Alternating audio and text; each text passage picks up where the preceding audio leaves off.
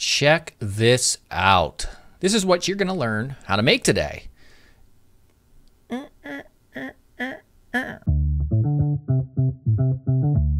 Hey everyone, what's up? Gary Simon here. Today I'm going to show you how to create the demo I just showed you at the beginning of this video, and it uses something called Swiper.js. So if you want to learn more about it, just go to Swiper.js.com. I'll be showing you the demos as well in the video. And yeah, it's very, very easy to get integrated. We'll be using a CDN. The JavaScript is very limited, and we're going to use CSS to really customize it for our needs. Before we begin though, Linode, the sponsor of this video, makes it easy to host your site, your app, or service on whatever technology stack you use. With one-click apps like WordPress and Drupal, getting up and running is easy. With backend access to your server, customization options are all but limitless. A fully configurable DNS manager allows for you to easily switch your domain over to your new server, and SSL certificates can be installed for free using open source tools. So sign up using the link below to get $20 in credit on your new Linode account. Also, if you want to see me play one of the guitars that's been hanging up in the background of my videos that you've been seeing forever, at 500,000 subscribers, I'm going to do just that. And it's not just going to be me playing guitar looking boring and all that. It's going to be a full music video, and it's going to be a track that I create. I'm working on it now, set in the 80s retro wave theme. Very, very fun stuff. So make sure to subscribe. Okay, so before we get started, I just wanted to show the Swiper.js.com demos section. And they have this set up perfectly, very easy to understand. There's a ton of different demos. So the default setup shows you, how you interact with it. And also it shows the source code for each one of these. So if you open this up, you'll see the source code here in GitHub. You'll see that the JavaScript, just for achieving, a very simple slider or swipe-based slider, is literally just one line of JavaScript code down here. So as you progress down this list, it gets a little bit more involved, but still, the JavaScript was set up so that it's very easy to use. The one that I thought was pretty cool was this 3D cube effect. Look at that, very cool. So the source code for this, again, very simple as well. I mean, all it is this JavaScript down here. And then here's the HTML. I mean, it's just dead simple. So of course, there's a bit of work for us to do though, for this basic cube-based demo in order to get it working, in a full screen layout. So that's where CSS will come into play. So I already set up here in Visual Studio Code. This is not Visual Studio Code. This is Adobe Experience Design.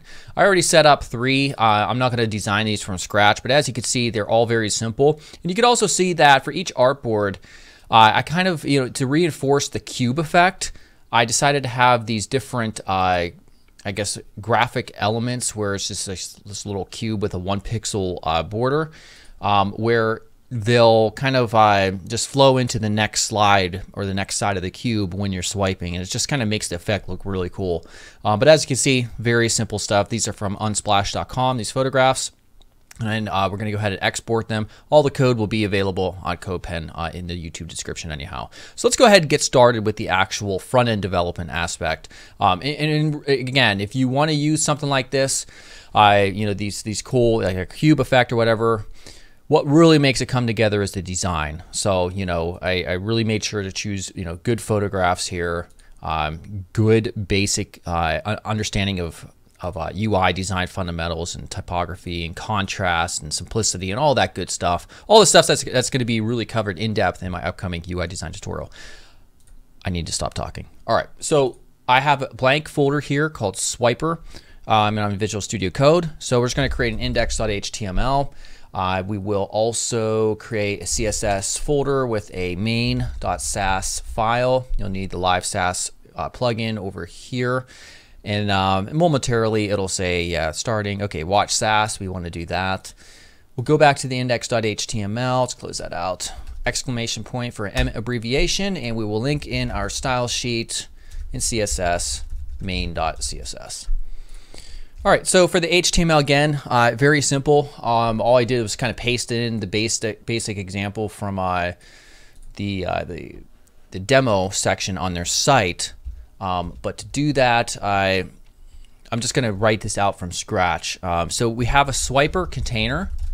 That's pretty much what they all have. We also have, for this example, a swiper wrapper. All right. And then each side of it, we then have a div for each slide. All right. So a div class swiper-slide. And I decided to also, for these ones, add in my own class called slide1 that we can reference each one of these individually to give them the unique background, the photograph background. And they're also all just going to have an H1 and a paragraph. So H1 with the text "lovely flowers," and then also a paragraph. I think like lorem 10 maybe. No, what am I doing? P and then lorem 10. Actually, I just want 8. There we go. And that is it for the first slide. So we can just copy this now. All right. If you can change these up if you want to, the actual text. It's not important though. And then if we want to add pagination or paging, we can also do that just before the closing div tag right here. And the markup for that looks like this. Oops.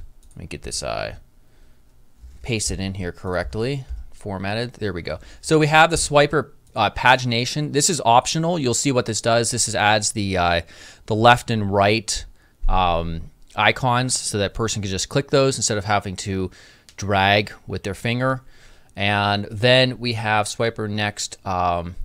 Oh wait, no, I'm sorry, this is the wrong one. This is the actual circular icons, I believe. I think we're going to go ahead and omit those and just go for the other thing, which you'll see. And then right here we have the swiper next, or button next and previous. These are the arrows that go left and right. And then these are classes that come with swiper, just to make these white, because by default they're blue. All right, so that's it for the HTML. That's all we need.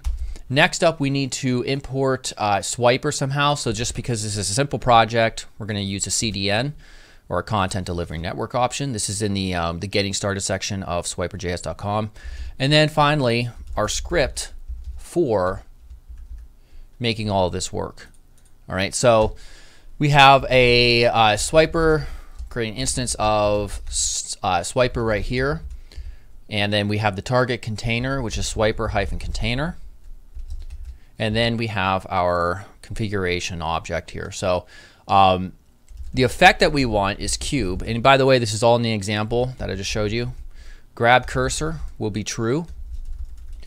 Cube effect is an object that takes several options.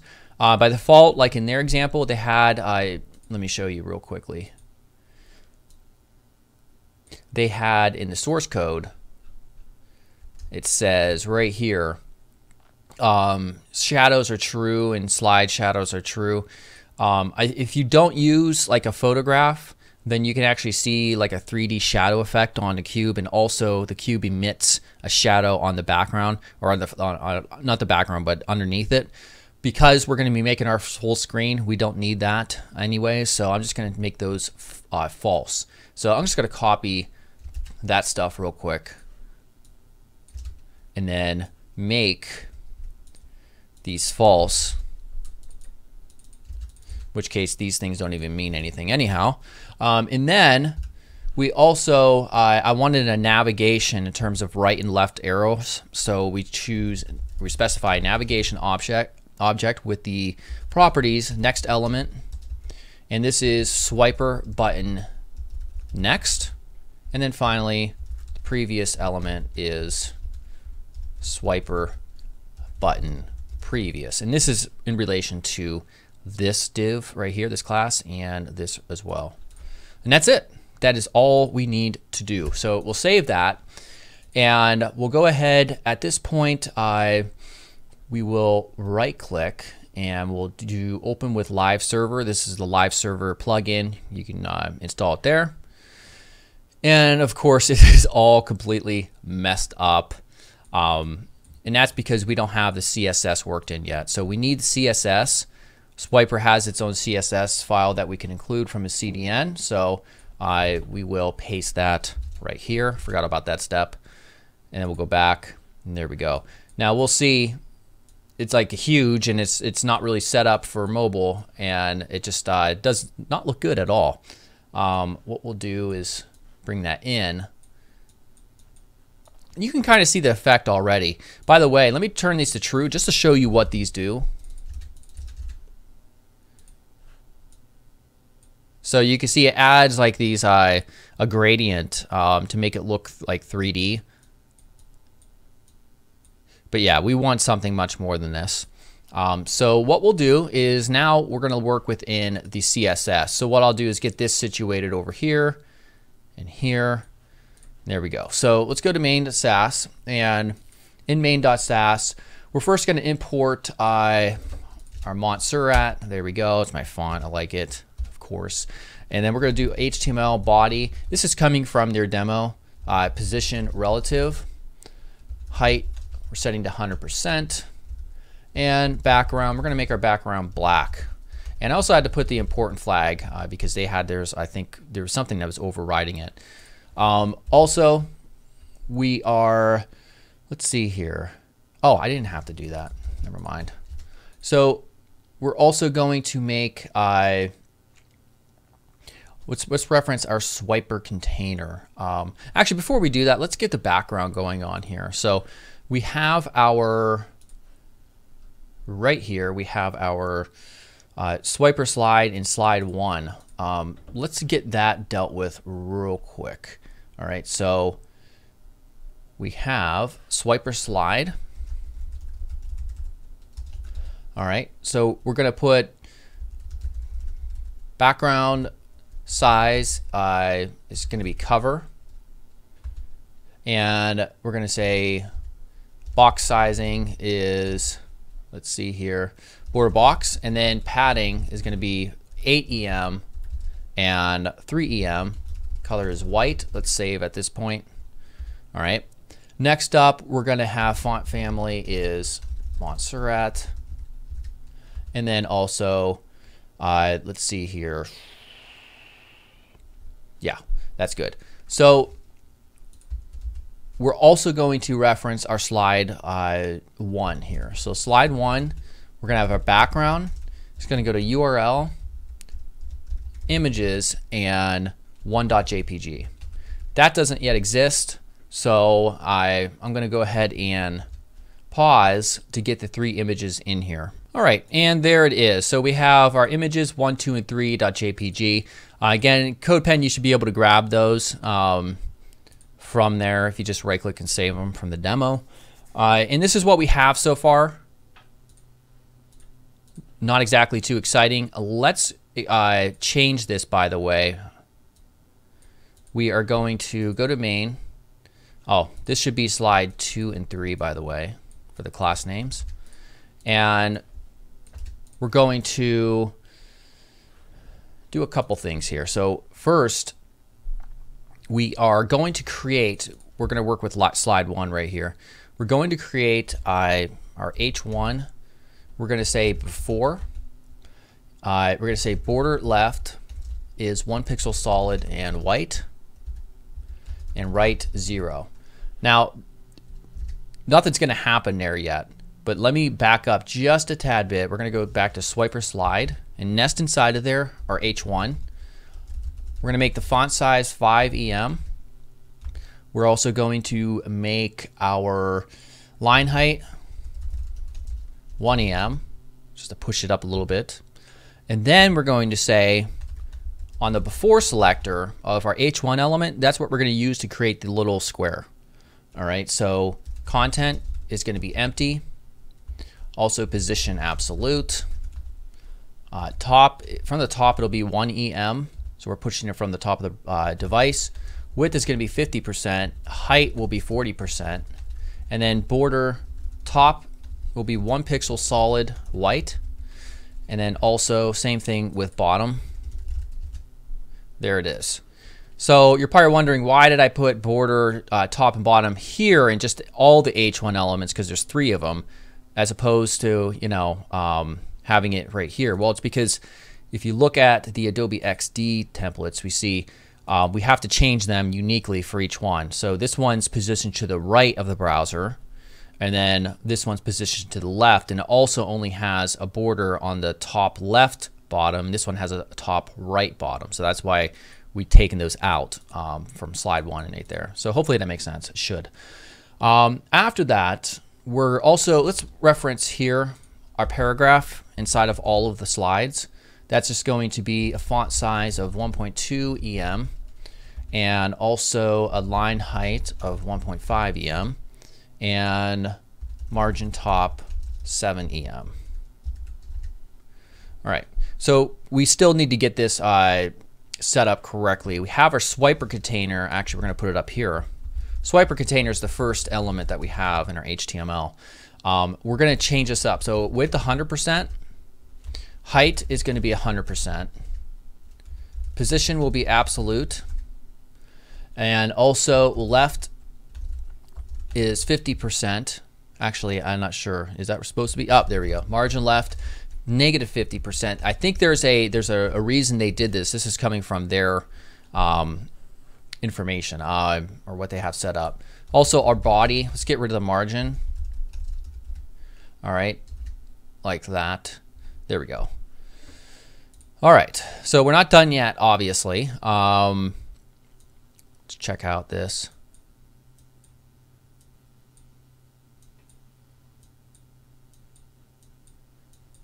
All right, so going back here, let's see here. Let's come back down here to slide H1. And what we want to do is we'll copy this, slide 2. This is going to be 2. And for this one, it's going to be left, and this is going to be right. So now we can see how they kind of align like that. Isn't that cool? Actually, I'm not liking the alignment here of this right here, where it says 7 EM. Let me see what this looks like real quickly. If we go back to here, Control-Shift-I in the DevTools, and just look at it. There we go. This is what it looks like on an actual mobile device, so it looks a little bit more consistent. If I refresh this, for some reason, it ends up putting this padding here, which is not how it looks on the phone. It looks perfect. So sometimes you're dealing with, you know, some discrepancies. All right. So continuing on, we're not done yet. Let me bring that back. Bring this here. Okay. So now what we can do here is we also want to have a secondary. See how I put this one here in the middle? This option right here, this little block, because I want to continue on the effect from going, because obviously, because this is positioned to the left, we want to be able to do this effect still going from the third, from the second to the third slide. So we're going to use H1 after. And actually what I'll do is just copy on my reference monitor. So we have H1 after, and it's basically the same stuff that's up here. Probably could have used a mixed in, but I'm a little bit lazy. But it's positioning it, you know, all the same, just positioning it to the right. So if we save this, there we are. We can see it's there.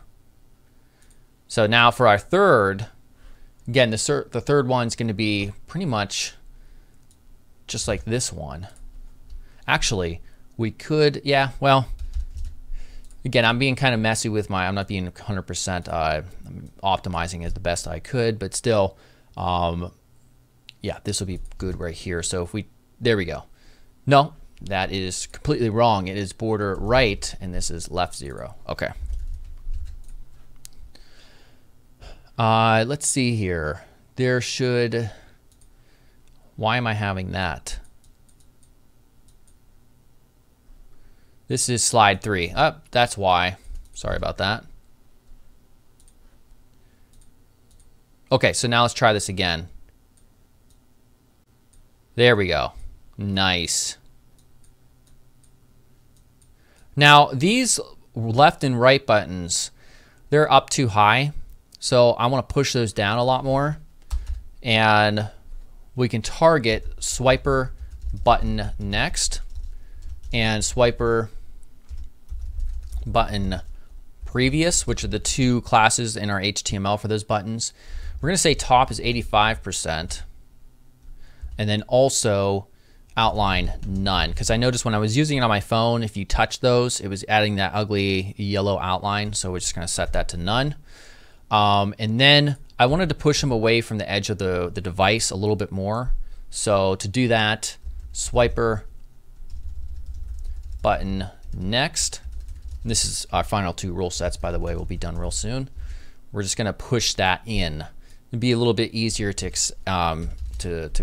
click on those essentially. So left is that, and then this is previous. Awesome. So I don't know why it keeps doing this. It's adding this unnecessary border. It doesn't show up on the phone at least. So to fix that, you can just dispose of that live server session, click it again, and come back to here. And there we go.